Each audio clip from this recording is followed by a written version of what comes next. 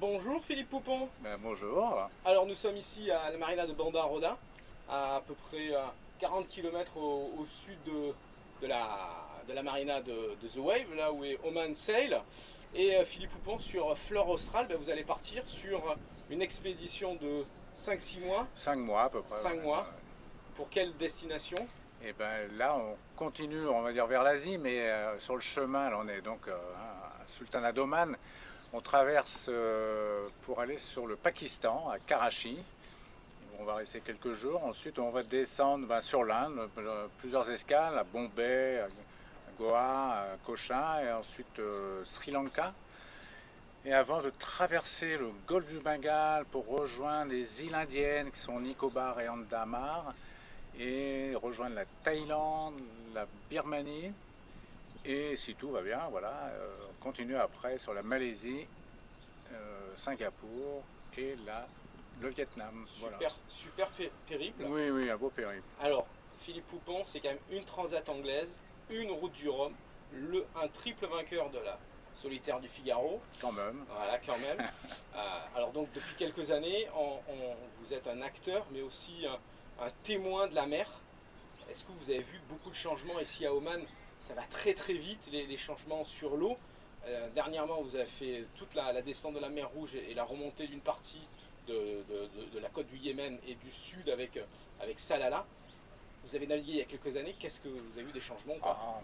Alors bon, les changements, je pense qu'on les voit, en tout cas, il faut faire des relevés, ce sont les scientifiques qui, pour en tout cas les choses un peu techniques, peuvent avoir des données. Donc oui, alors on a vu des choses évidemment importantes et on sait que ça se passe surtout dans les pôles, c'est là où il y a le réchauffement climatique est le plus visible avec la fonte de la banquise. Ça, donc c'est contrôlé par les scientifiques, par les satellites. Et puis après, ce qu'on peut voir ailleurs, je dirais, c'est la pollution. Et c'est clair qu'il y a une pollution importante. On a traversé la Méditerranée et il y a une pollution visuelle quand même. On a fait entre autres l'Adriatique et par mer plate, c'est là où on voit le mieux, je dirais, l'état de l'eau autour du bateau. Et c'est vrai qu'on croise beaucoup de plastique. C'est évidemment le visuel, c'est le plastique, donc qui est un problème. Donc il faut en parler, il faut enrayer ce problème qui vient de la Terre. Hein. Ce sont malheureusement nous tous, qui amenons ces plastiques. Alors, on ne les jette pas forcément à la mer, mais ils s'envolent, ils vont dans une rivière, sur le bord de la plage, et voilà, et ça part à la mer. C'est pas forcément ni les plaisanciers qui jettent exprès leurs petits sacs, mais c'est une prise de conscience qu'on doit tous faire attention, limiter justement ces gestes, on va dire anodins.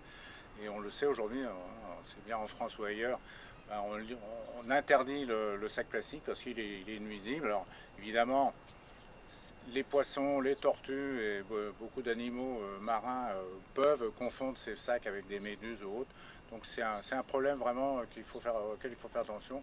Et je crois que malheureusement, dans d'autres pays, l'Asie ou l'Afrique, c'est encore pire. Il y a il y a du travail. Oui. Il y a du travail. Donc, Voilà, mais il faut en parler. un témoin privilégié de la mer, un espèce de passager du vent et un passager de la mer, on va dire, depuis quelques années, au travail pour sauver la planète et tout ça en famille. Oui, oui, oui. Après mes années de voile, soit en solitaire, mais je n'ai pas fait que du solitaire. Voilà, avec mon épouse Géraldine, on a donc décidé de partir autour du monde justement en famille avec les enfants. Hein. Et naviguer un peu partout. On a un bateau qui nous permet d'aller non pas aux quatre coins du monde, mais surtout vers les pôles. Donc on est allé 2 fois vers le pôle Nord, 2 ans en Antarctique. Donc voilà, on a sillonné tout le Pacifique. On a fait déjà 80 000 milles de navigation autour du monde, Ah oui, donc ouais. c'est beaucoup.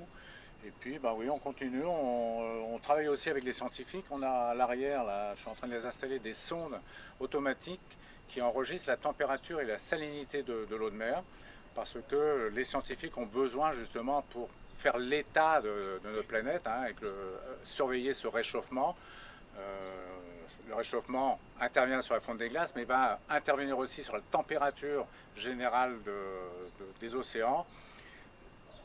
précisément, ça peut la dilater, ça va faire monter le niveau des eaux. Donc voilà, donc tout ça, les scientifiques ont besoin d'avoir des renseignements.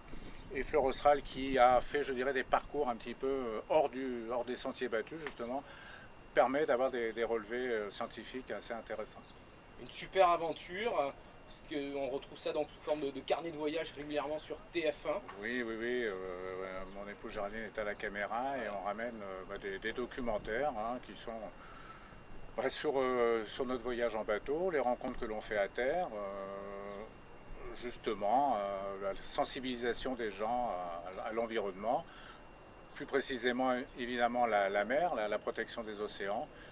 Voilà, on fait aussi des rencontres à terre et c'est un beau mélange et tout ça en famille. Donc, Philippe Poupon, merci beaucoup pour cette interview. Et enfin, la dernière question. Oui. On sait que tous les marins emportent une playlist musicale. Vous êtes plutôt Beatles ou Rolling Stones? Johnny Hallyday en ce moment. Ah voilà, Johnny Hallyday. Philippe Poupon, merci. Bon voyage, bonne aventure en famille. Et on vous retrouve bientôt sur les chaînes ou sur les réseaux sociaux. Voilà, merci. merci. Au revoir.